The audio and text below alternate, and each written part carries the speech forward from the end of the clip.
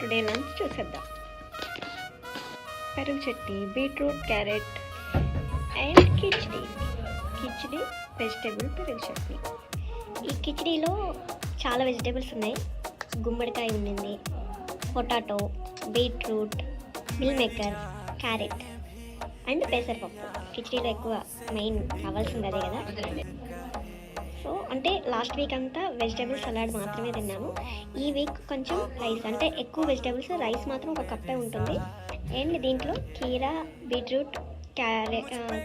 So ఇలా ఈ week అంతా ఒక్కొక్క రోజు ఒక్కొక్క వెరైటీ కొంచెం రైస్ వేసుకుని వెజిటేబుల్స్ ఎక్కువ ఉండేటట్టుగా చేసుకుని తింటున్నాను. అంటే ఎప్పుడు ఓన్లీ వెజిటేబుల్ సలాడే తినాలి అని అనిపించలేదు. ఒక 1 వీక్ అలా చేసి ఒక 1 వీక్ ఇలా గనక తింటే టేస్ట్కి టేస్ట్, హెల్త్కి హెల్త్.